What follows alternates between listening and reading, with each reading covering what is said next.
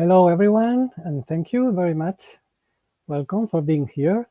My name is Jordi Padilla Delgado. I work as records manager at Lloret de Mar Municipal Archive in Catalonia, Spain, and I am one of the three coordinators of the ICA Sex-Affective and Gender Diversity Archives and Archivists Working Group, jointly with Assistant Professor Amr Sharon of the National Law School of India University, Bengaluru, and Marco Antonio Enriquez, Executive Secretary of Latin American Archives Association.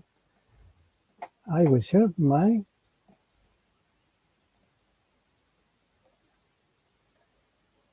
okay.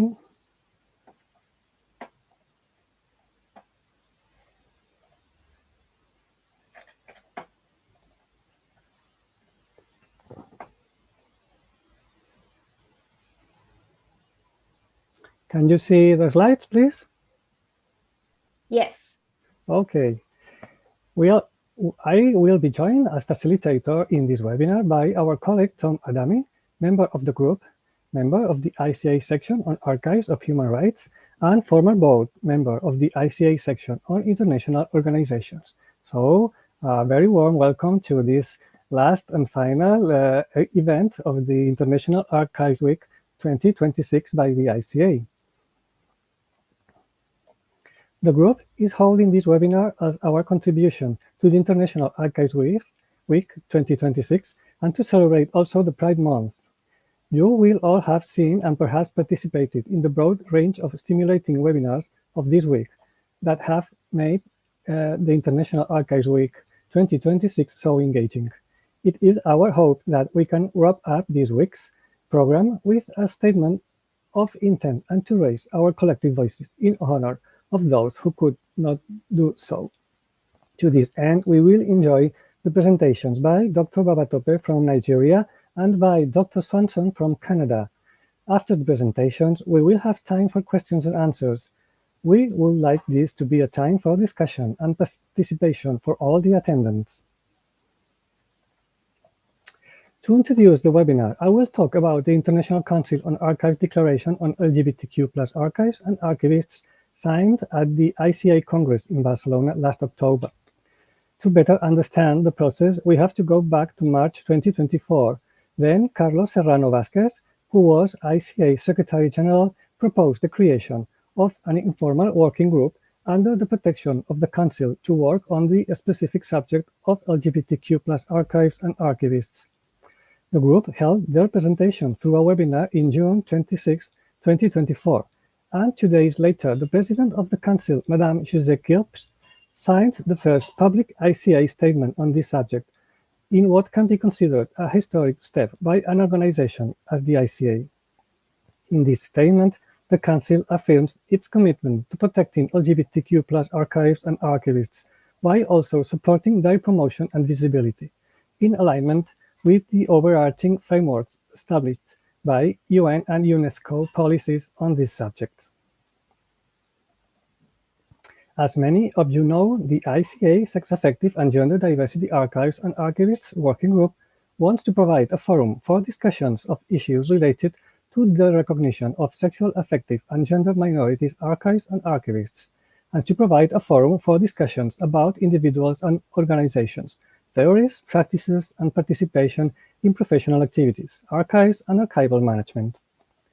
The group began working on points like the identification of LGBTQ+ archives worldwide as the first task. Soon, Secretary Carlos Serrano, as ex officio member of the group, proposed the elaboration of a declaration on LGBTQ+ archives and archivists to be publicized coinciding with the celebration of the ICA Congress in Barcelona in October 2025. After 1 year of drafting the text, finally, the declaration was launched October 30th, 2025, and disseminated through the ICA and the group's channels like our blog Plexus in the following weeks.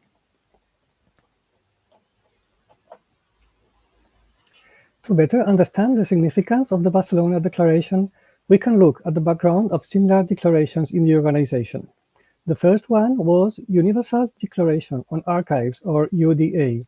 The UDA was adopted by the 36th session of the General Conference of UNESCO on November 10, 2011 in Paris.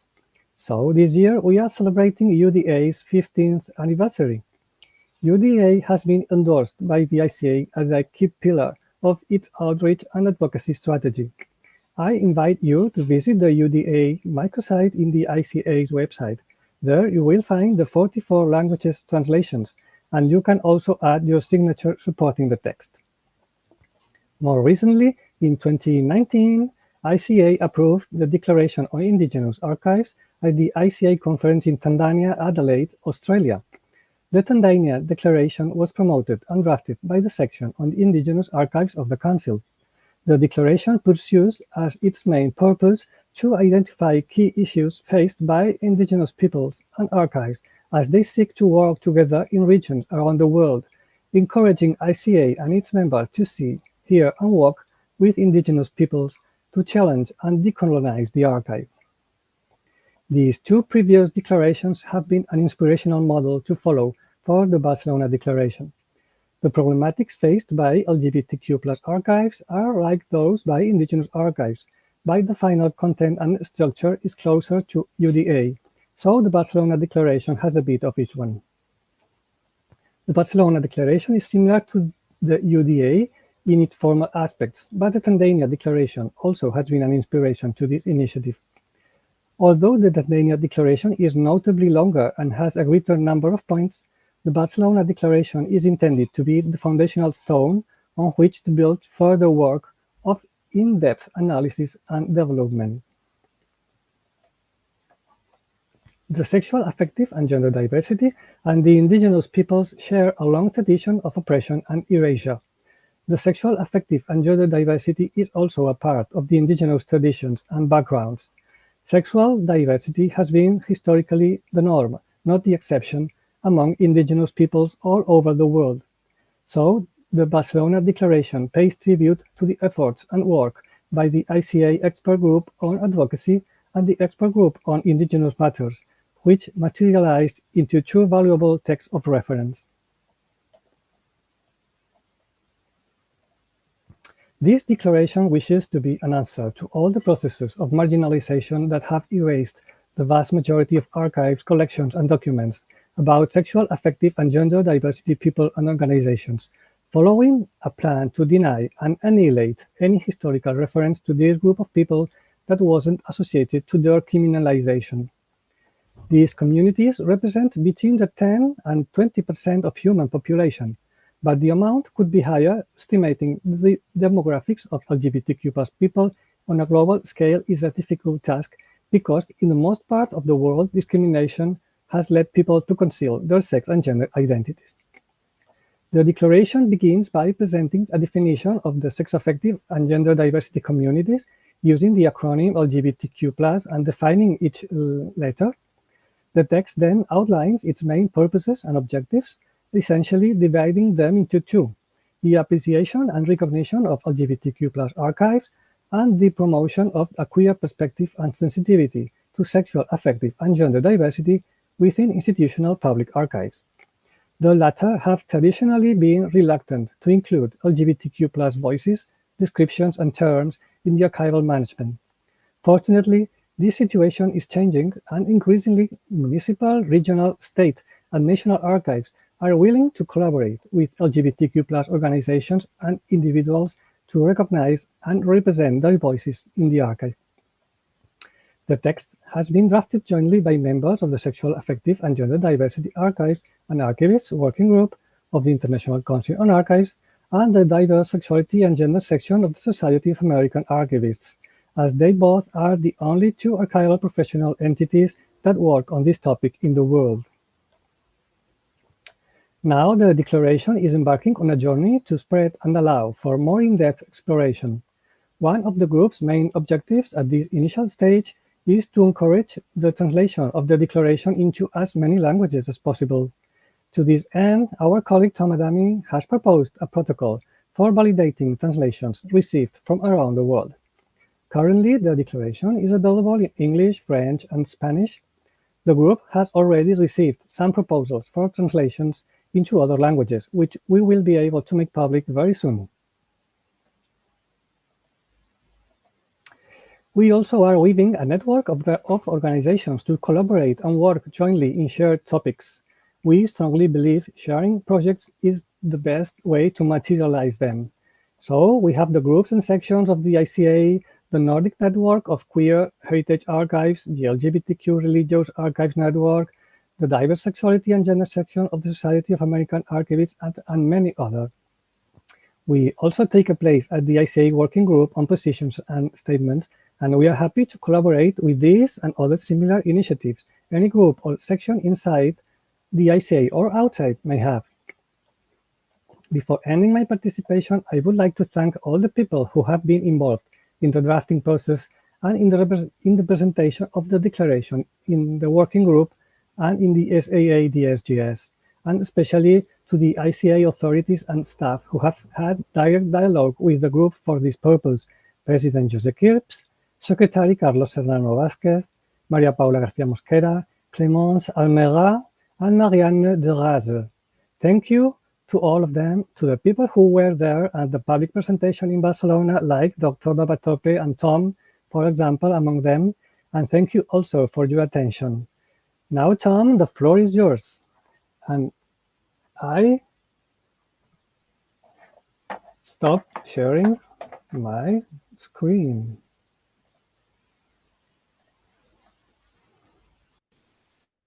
Thank you, Jody.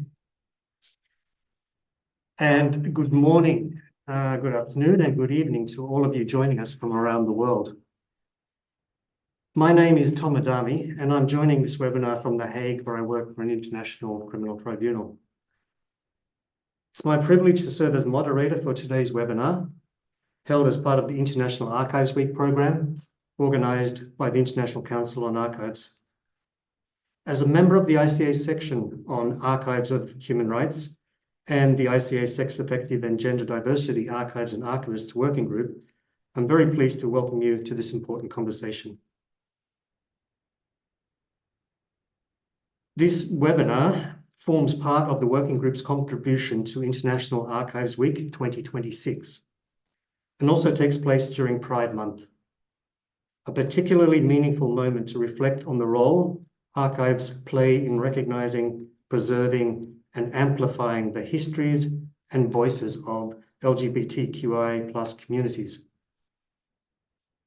I've joined some of the other webinars this week, and I've been very impressed by the subject matter, the presenters, and the organization by the ICA.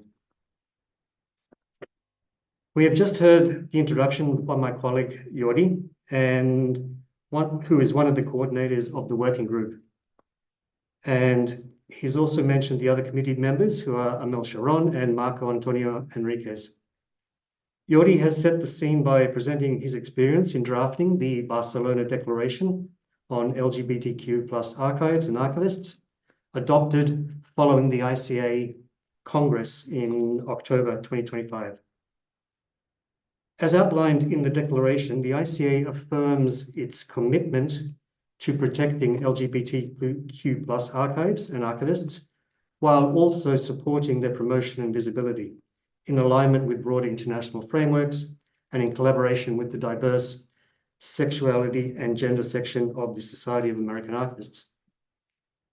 I also wish to add my thanks to Carlos Serrano Vázquez, the former ICA Executive Director, who was pivotal in the work on the declaration drafting team.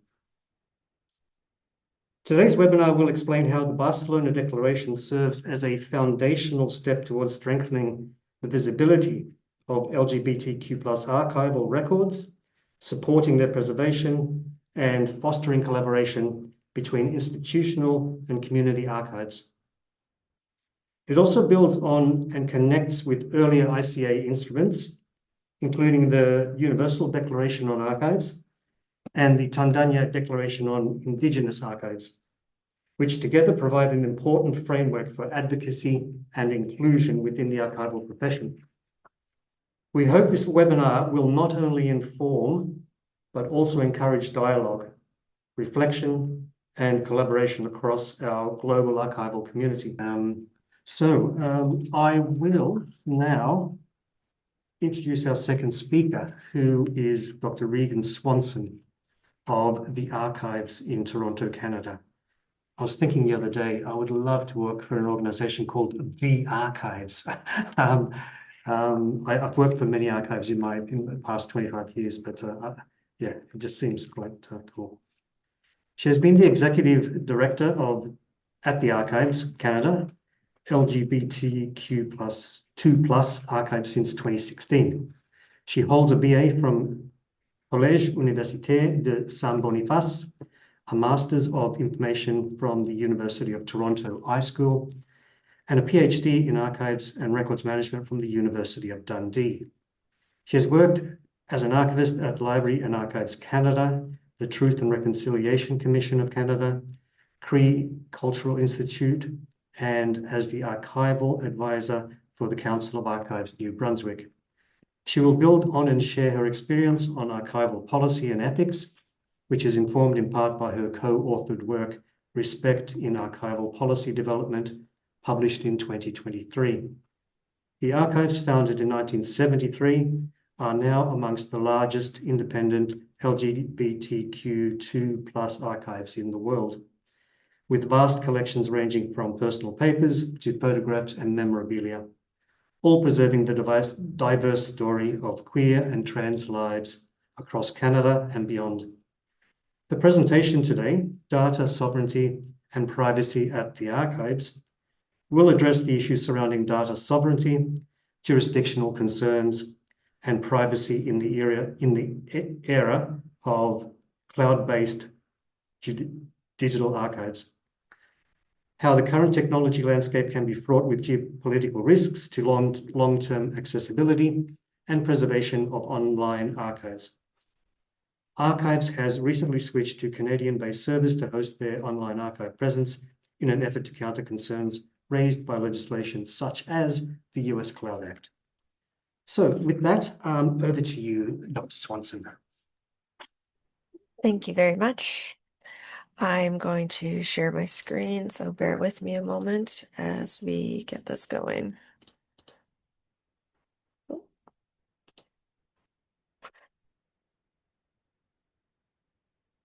Thank you all for joining today. It's really exciting to be here as part of this group and to hear more about the work that's happening in other places. My name is Reagan Swanson, and I use the pronoun she, her, or elle en français. Today, I'll be presenting my talk, Data Sovereignty and Privacy at the Archives, Keeping Our Stories Alive. I have to start today with a land acknowledgement, the archives, and I am located on the lands of the Mississauga of the Credit First Nation, the Haudenosaunee, the Anishinaabe, and the Huron-Wendat. Today, Toronto is still home to many Indigenous people from what we now call North America, and we're grateful to work on the land. So the archive strives to gather the stories of the unheard and silenced voices of the 2S LGBTQIA+ First People of the land. And we acknowledge that some stories have already been lost, and we aim to ensure that those that remain and those that are to come are preserved for the future. So as I am located in Toronto and in Canada, I'll be using the initialism 2S LGBTQIA+, to represent and to acknowledge the First Nations, Inuit, and Métis who have long been the stewards and caretakers of this land. One thing that I will note is that the archives was very, the archives was involved in the answering to call to action number 70. So if folks are not aware, the call to action was responded to with the TRC framework for reconciliation. It's available on archives2026.com or .ca. And it is a very interesting and useful tool for those that are participating in reconciliation frameworks, not just with Indigenous people, but with queer and trans or other marginalized, systematically marginalized communities. Also note that I am from Treaty 1 territory, and as such, I acknowledge that I have responsibilities as a treaty person, and that my roles and responsibilities include advocating for the communities that I live beside and work beside.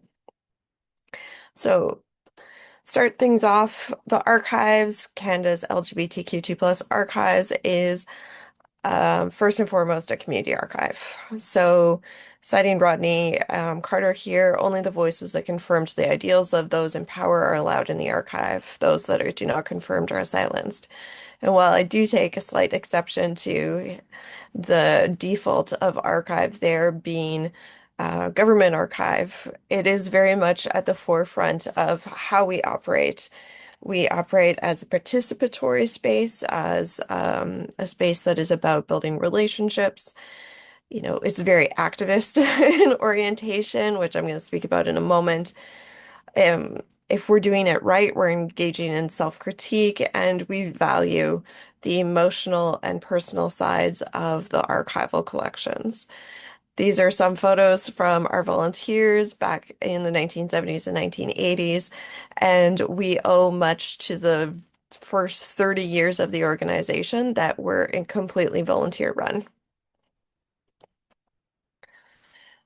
The Archives was founded in 1973 as the Canadian Gay Liberation Movement Archives. This is important because it was built out of the collection of The Body Politic. For those that are not aware, The Body Politic was a publication out of Toronto that ran from 1971 up until the 1980s. The material that was sent for publication filled the filing cabinets that you see on the left-hand side of the screen.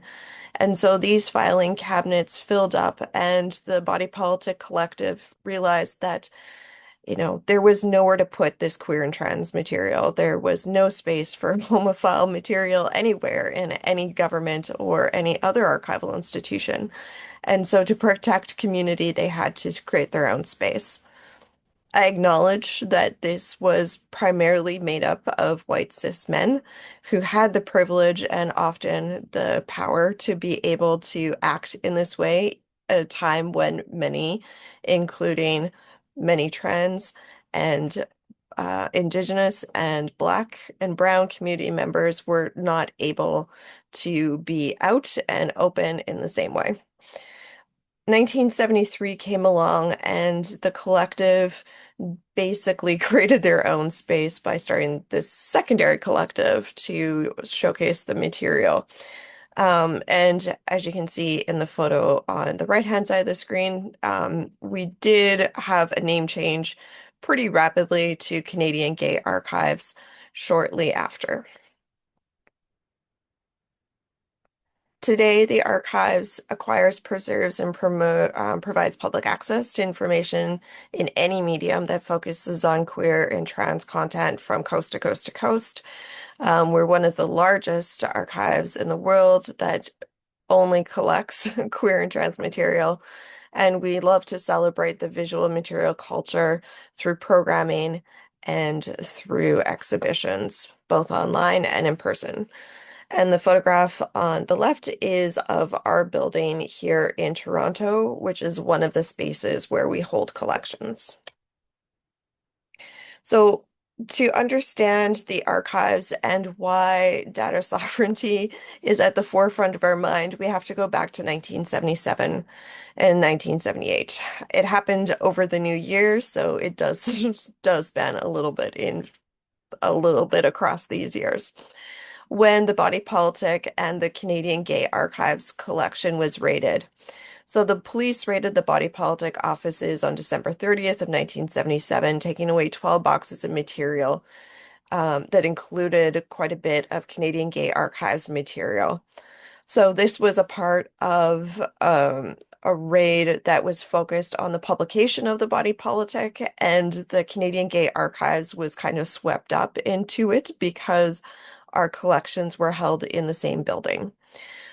Later that week, January 5th, 1978, three members of the Pink Triangle Press, Gerald Hannon, Ed Jackson, and Ken Popert, were charged under the Canadian Sections 159, using mail to distribute obscene material and possession of obscene material for the purpose of distribution of the criminal code. So these are people who were editors of the collective of the paper, and really the 12 boxes was an attempt at police surveillance. So there was a lot of membership lists that were taken, past membership lists from the body politic that were taken out of inactive records that had been put into the archival material. And it would be over 20 years before the archive was able to get these boxes returned to us. So the archive had to find a way to protect itself. Members of the Canadian Gay Archive decided to separate more formally from Pink Triangle Press to safeguard the collection and incorporated in 1980. In 1981, they went a step further and applied for charitable status, and as far as we know, became Canada's first explicitly 2S LGBTQIA plus charity in Canada. This is all about protecting the collection, not just from police surveillance, but also as a way to, bring some legitimacy of a community archive into the eyes of, the institutions. And we were supported by the Canadian archivists, librarians, and researchers in this endeavor. So what do we have in our collections? What are our digital collections? Our collections are really divided up into 4 bits. We have reference material, which includes vertical files. We have library material, which is about 30,000 titles. And that's in our James Fraser Reference Library. That includes fiction, nonfiction, monographs, periodicals, zines, you name it. In the archival collection, we have just about 200 different faux from individuals and organizations. And in the art and artifacts collection, we have about 8,500 three-dimensional artifacts, including t-shirts, matchbooks, trophies, gowns, awards, leather, and a national portrait collection. So throughout all of this, 4 kind of groups, there is also an accumulation of approximately 50 terabytes of digital material. So we have this 50 terabytes of digital material. And what does that mean? It means that we have audio, video, images, we've got documents, design files, and web content, and many other file formats. Where permission and copyright permits, we do have some digital materials that are accessible through our online collections database, our digital exhibitions platform, which is Omeka. There is material that has been digitized and is available through Gale Cengage. And then there is material that is by request as well. This is mostly from researchers that are coming in from outside of the organization. So our digital priorities are more generally aligned with our collection development plan that was for 2023 to 2027, which defines collection or documents through the high, medium, and low priority based on subject matter, geography, and format. And digital collections are high priority. These priorities were developed in consultation with community members, and alongside these elements, there's another 3 that we have to take into consideration, which are the research value, so materials that are frequently requested and would benefit from increased access, and decreased physical handling, materials being sent off-site. So our location only holds about our location of the photograph that you saw previously only holds about 1/3 of our collection. 2/3 are stored off-site, and as such, material being sent to the far ends of the city to go into deep storage would really benefit from it. And then at risk or last copy, so material whose physical carriers are at risk of degradation, so anything that has vinegar syndrome, etc., and materials with a single copy. So to deal with this larger picture of how we are going to protect our collection, especially our digital one, we knew that we had to build a strategy that was from the bottom up. And so with the help of the documentary Library and Archive Canada's Canadian document, or sorry, let me get this right. Library and Archive Canada's Documentary Heritage and Communities program, which is now defunct because of federal cuts, we were able to get a grant to create digital preservation and digital strategy and to create workflows that we could build a strong basis for. This took years of preparation to even get us to this point, but the objective was to create a Canadian to LGBTQIA plus digital collections management strategy for the archives that would increase capacity for digitization and digital preservation of Canadian collections. So the project would establish plans, policies, procedures, workflows, and provide training for queer and trans volunteers and staff. So the funding would that we were able to hire a digital archivist for just under 2 years, and that was Natasha Fisher. Natasha came on and worked to create strategy for reviewing and kind of appraising all of the case studies and standards and how we could adapt them to a queer and trans community archive. The work would secure a new digital preservation system, which we have just been working on, and really work to stabilize pre-existing board digital and digitized material through the documents that were being created and through the training that was going to be implemented. So we had to be able to increase the accessibility of the collections more broadly, but at the same time, we had to really focus on building it through a stable and much more cohesive plan. And so that is where the plan really took place. One of the big things that we had to do was understand our digital collections. If we're going to be talking about digital sovereignty, if we're going to be talking about how we're protecting our collections, we really needed to understand where we stood.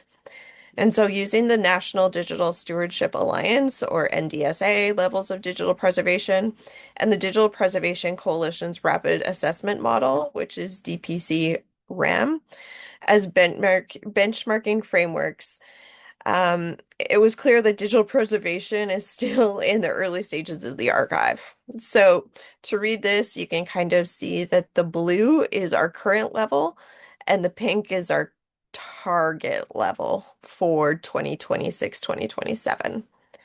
So the archive's current and desired maturity levels are analyzed here, and we use 13 key aspects for digitization and digital preservation programs. So organization viability, policy and strategy, legal and ethical concerns, IT capabilities, continuous improvements, community involvement, digital processing, bitstream preservation, content preservation, metadata management, discovery and access, storage and locations, and information security. Some of the elements are more established than others and will require less attention to meet our target levels. In 2026 and 2027, which is kind of where the strategy is really focusing on, each of the 13 levels fall into either 0, which is minimal awareness, all the way up to 4, which is optimized. So no element is expected to suddenly jump to 4 when we are looking at this, especially when it comes to storage and accessibility. It takes time, it takes money, and this is not things that we necessarily have a ton of. We know that we need to work together with staff and community, especially with our volunteers, and we need to ensure consistent staffing to ensure that knowledge continuity and stable funding are really at the forefront because that's what you need for a more secure collection. So now that we had the assessment done, we understood what we had, we understood what the risks were, we understood where we stood more broadly, we had to figure out what do we do now?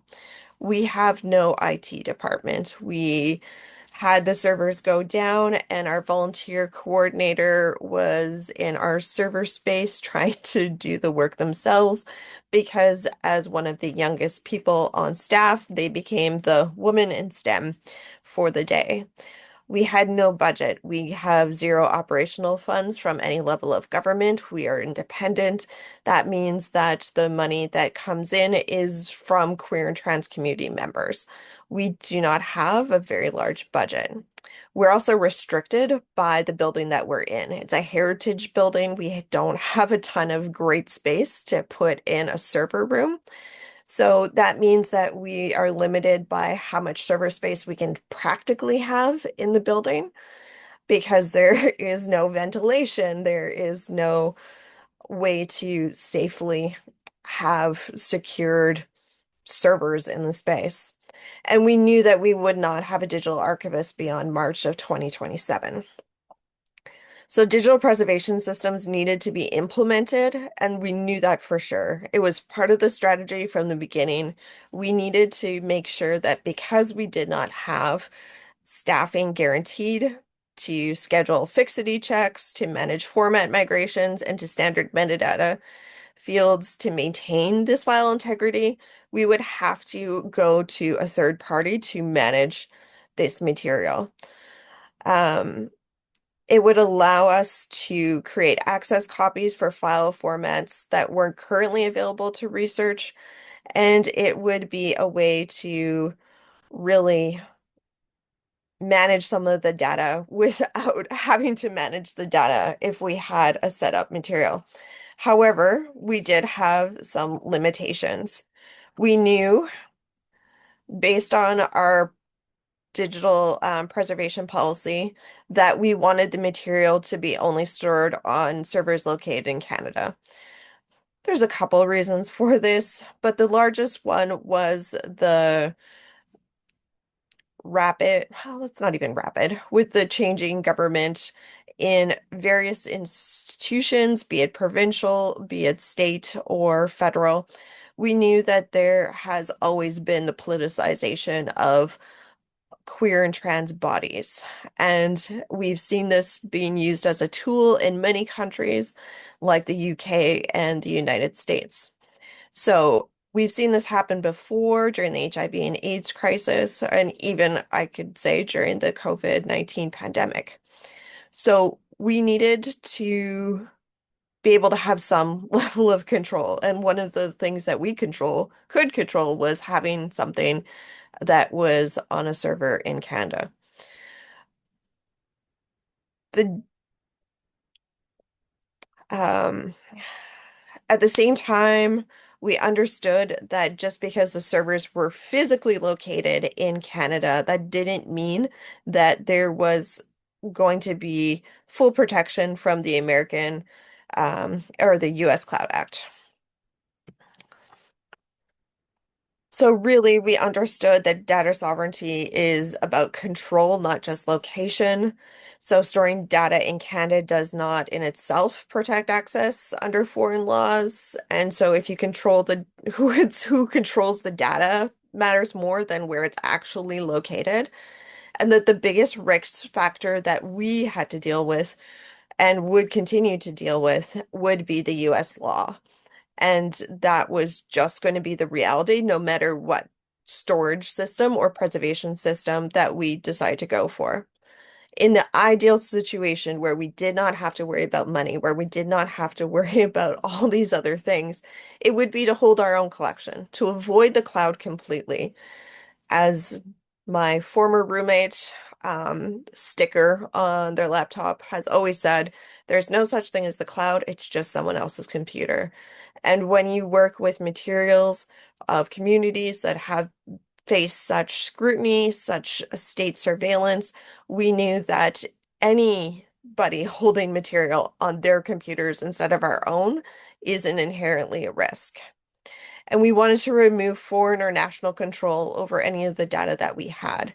As an independent organization, we really understand that one of the reasons that we have had success is because we have removed ourselves from being at the control of levels of government.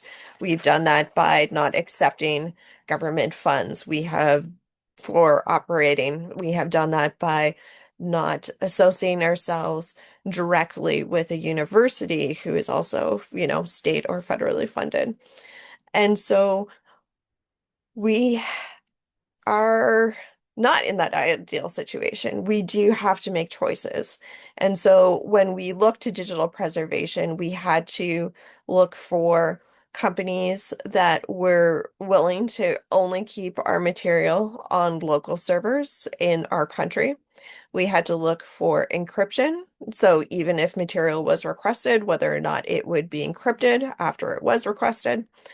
And we had to consider the more broader values of the organization and the community.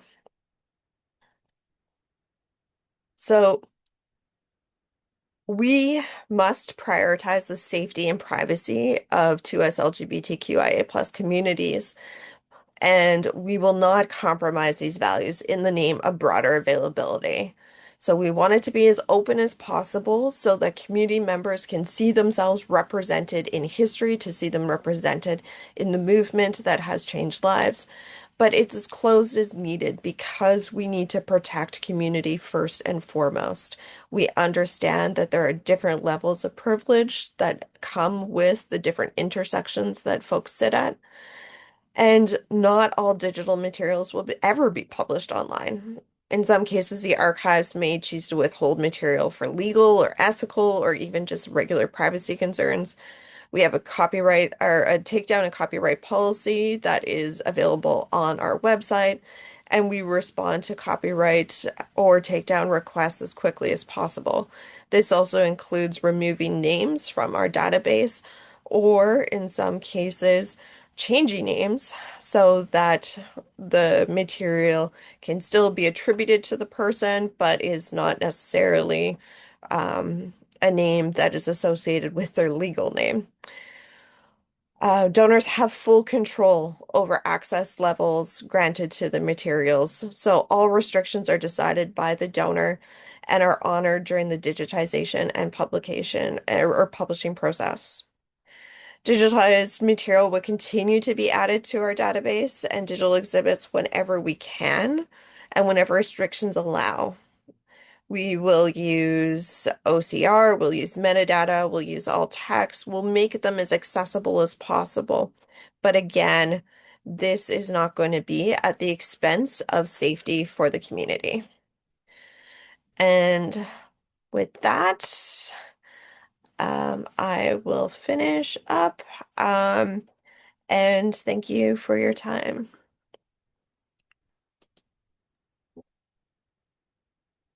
Thank you, Regan. Very interesting, fascinating. I also just got a message that I should prod you that you had 5 minutes left, and then you wrapped up. So thank you for that. Very, very well timed. Okay, so that brings us now to the Q&A section. And before I get into any questions, I see that there was a comment from Adriana Mendizabal, who says, congratulations to the doctors for their work in the resistance for preserving the memory as witnesses to both repression and pride. Keep up the good work. Thank you for that. My second question would be to Regan, and I just wanted to ask, did you ever get those 12 boxes back that were seized in 1977? And was that a one-off instance, or did other things like that happen as well? So we got the boxes back in the 1990s. So it was about 20 years. We have them separate.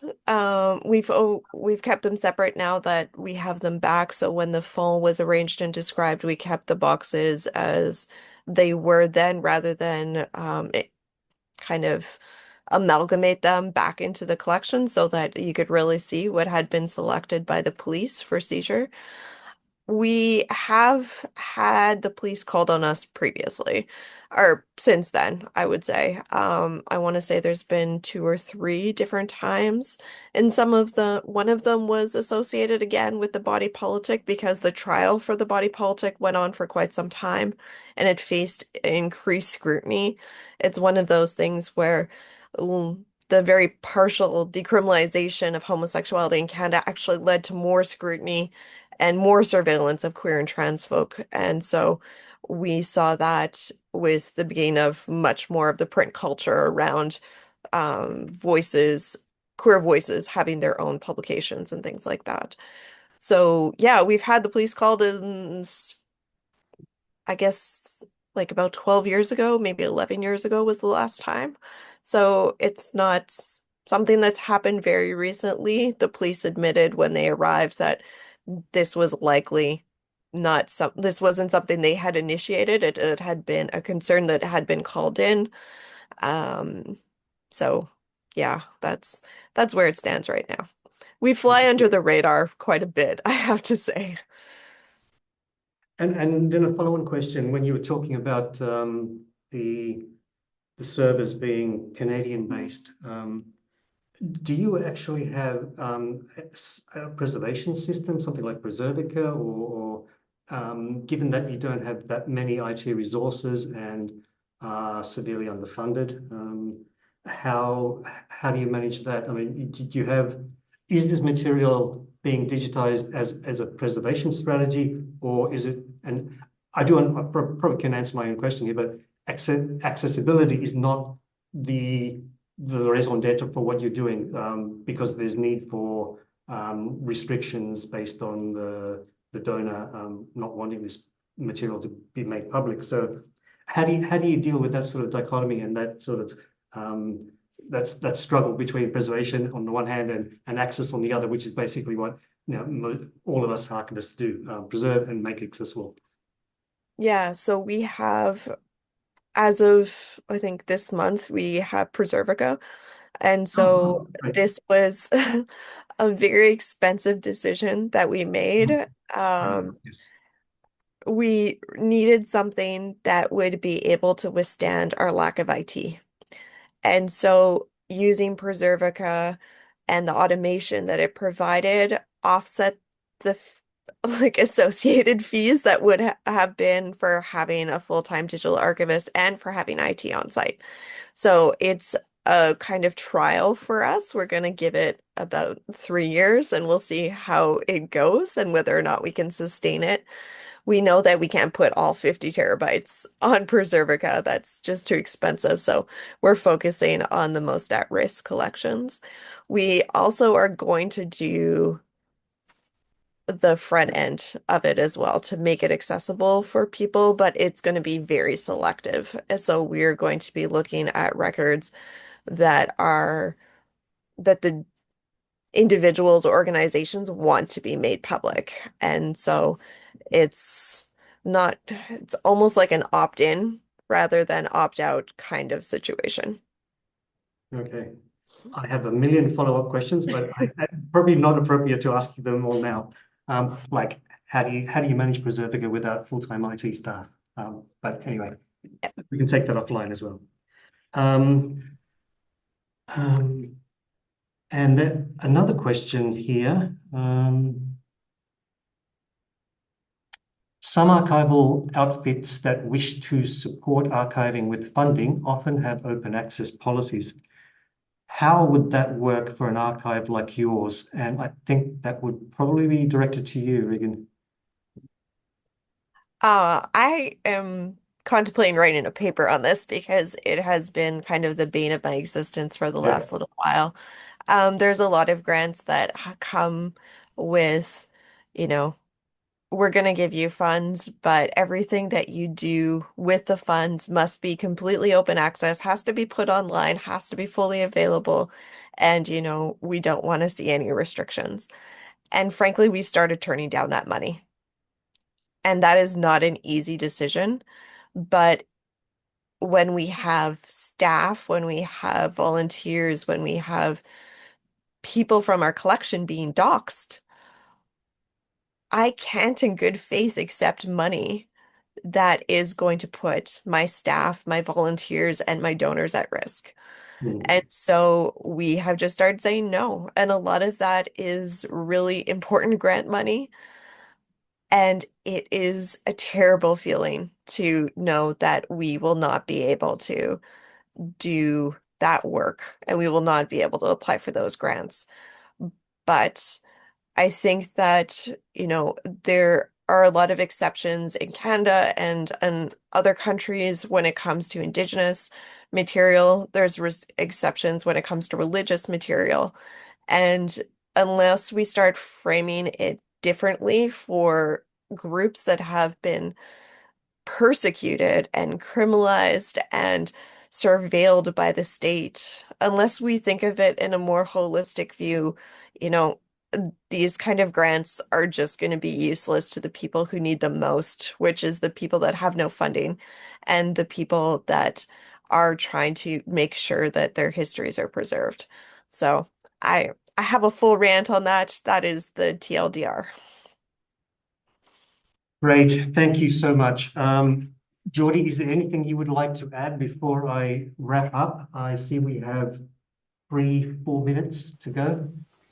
No, Tom, only thanks all the panelists, the attendants, the ICA staff. Thank you for this wonderful webinar. And thank you, of course, to you. It has been a real pleasure. I woke up this morning thinking, oh my God, what if something goes wrong? And now I messed it all up. But I really did enjoy this whole experience. It was my first webinar in the ICA context.